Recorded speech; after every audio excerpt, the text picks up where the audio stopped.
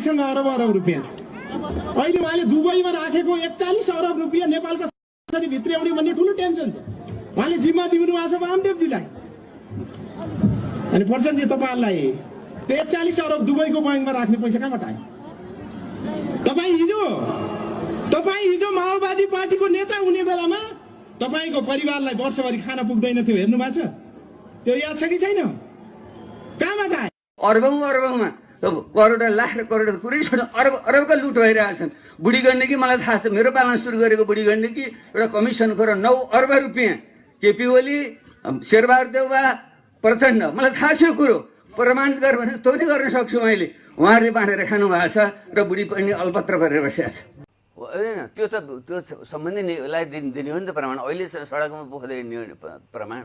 तपाईँले अधिकार सम्पन्न आयोग भन्यो, त्यो आयोगमा लगेर प्रमाण दिन सक्नु भएन भने तपाईँलाई अपराधी करार गरेर कारबाही गर्दा तपाईँ तयार? म तयार, बिल्कुल तयार। म मृत्युदण्ड भोग्नु पनि म तयार। अब माओवादीको सम्पत्ति नेपाली जनताले किन कब्जा नगर्ने भने के?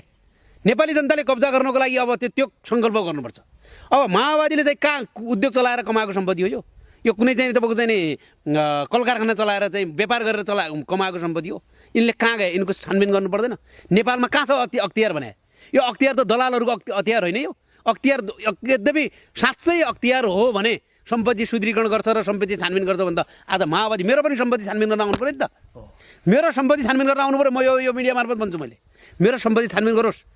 तर तपाईँका सहयोद्धाहरूको आज आलिसान महल छ सर, करोडौंको गाडीमा हिँड्नुहुन्छ। त्यसैले राज्यले मलाई 5 लाख 6 लाख रुपियाँ दिएर पठाएको। त्यही 5 लाख 6 लाखको चाहिँ कडेर बनाएर बसेको छु म भने आज तपाईँको काठमाडौँमा अरबौंको सम्पत्ति कहाँबाट आयो? त्यसको छानबिन गर्नु पर्दैन हो? त्यसैले माओवादी बिग्रिनुको कारण के हो भने माओवादी सम्पत्तिमा लिप्त भयो क्या। माओवादी पुँजीवादी चाहिँ तपाईँको दृष्टिकोण बोक्यो, सर्वहारा वर्गको दृष्टिकोण फ्याँकिदियो उसले। त्यसैले आज माओवादीको सम्पत्ति, माओवादी भने चाहिँ एउटा चाहिँ प्रचण्डको पार्टी मात्रै हुँदैन कि समग्र माओवादीहरूको सबैको सम्पत्ति छानबिन गरेर यद्यपि लुटेको सम्पत्ति हो भने आज राष्ट्रियकरण गर्नु पर्यो र त्यो लुटेकै सम्पत्ति हो भने आज नेपाली जनताले कब्जा गर्नुपर्छ। त्यो कब्जा गर्नुपर्छ। त्यो श्रमसँग, त्यो रगतसँग, त्यो पसिनासँग साटिएको चाहिँ सम्पत्ति हो त्यो। अनि कसैलाई सुकिला मुकिला देख्नेहरूले आज आफू सुकिला मुकिला हुँदा तिनको सम्पत्ति छानबिन गर्नु पर्दैन होइन हो? त्यसैले हामीले पनि क्रान्तिकारी कम्युनिस्ट पार्टीले के भन्छौँ भने अहिले हाम्रै पार्टीका नेताहरूले पनि चाहिँ पैसा कमाउनु त्यो सम्पत्ति हामीले कब्जा गर्नुपर्छ।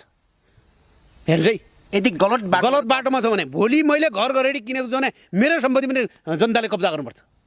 र चाहिँ तपाईँको माओवादीका प्रत्येकका सम्पत्तिहरू तपाईँको चाहिँ दायाँ बायाँ भएको छ भने ती कब्जा गर्नुपर्छ। नेपाली जनताले कब्जा गर्नुपर्छ। त्यो हिम्मत नेपाली जनतासँग हुनुपर्छ। अब यो कुनै चाहिँ यो हाँसो मजाको कुरा होइन। यो मान्छेका छोराछोरीलाई मारेर, मान्छेमा छोराछोरीलाई चाहिँ मारेर त्यो रगतबाट ल्याएका चाहिँ घरघडी हुन्। ती रगतबाट साटेर ल्याएका चाहिँ घरहरू हुन्। ती साटेर ल्याएका चाहिँ आज घरेडी हुन् ती। तर शक्ति कमरेड आज हेर्नुहोस् त, तपाईँ लामो समय त्यो जनयुद्धमा रहनुभयो। कम्पनी कम्पनी कमान्डर एकजना है, एकजना कम्पनी कमान्डर, 150 जनाभन्दा बढीको सैन्य कमान्डर, लामो समय तपाईँ प्रचण्डको पनि अङ्गरक्षक रहेर पनि काम गर्नुभयो। तर हेरि नसक्नुको अवस्था भयो सर। आज सुन तस्करमा माओवादीकी नाम जोडिन्छ होइन, कता ठुलो भ्रष्टाचारका फाइलहरूमा माओवादीको नाम जोडिन्छ। आज लासले पनि लास मान्न थालिसक्यो के। हामीले लासले पनि लास आज तपाईँको जनताको बिचमा जाने हो भने यो धान खाने मुसो चोट पाउने भ्यागुत्तो भने जस्तै के भइरहेको छ भने तपाईँको चाहिँ गल्ती गर्ने नेताहरू चाहिँ अरूै छन्। हामी जनयुद्धमा चाहिँ ज्यान फालेर हामी लाग्यौँ। आज त्यो जनयुद्धमा ज्यान फालेर जो आज रगत बगाएर हामी आधा रगत बगाएर यहाँ आएका छौँ, अनि त्यो जनताको बिचमा हामीले सुन्नु परिरहेको छ यो कुरा। आज माओवादीले तपाईँको सुन प्रकरण हेर्नुहोस् त, लालले लाल मान्नु पर्दैन। यिनले एक लाल सुनलाई चाहिँ तपाईँको चाहिँ यो सामन्तहरूले लाउने सुन भनेर चाहिँ कब्जा गर्नेहरू आज त्यही सुन तपाईँको 33 किलो सुन, 70 किलो सुन, 60 किलो सुन के हो यो चाहिँ?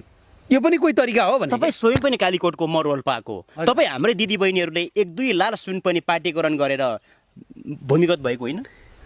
हो त, पार्टीकरण लाल सुन मात्रै गरेनौँ नि हामीले त, सारा सम्पत्ति गर्यो। तपाईँको गाई भैँसी, तपाईँको चाहिँ बाख्रा, तपाईँको त्यहाँ घरमा भएका औजारहरू, तपाईँका हाँसी हतौडाहरू, ती सबै पार्टीकरण भयो हाम्रा।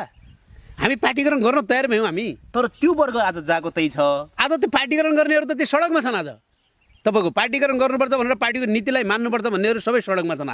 आज उनले एक सिटामेलको चाहिँ टाटा खान नपाएर मरिरहेका छन्। आज तपाईँको चाहिँ एक छाक खाना नखान पाएर चाहिँ उनीहरू मरिरहेका छन्।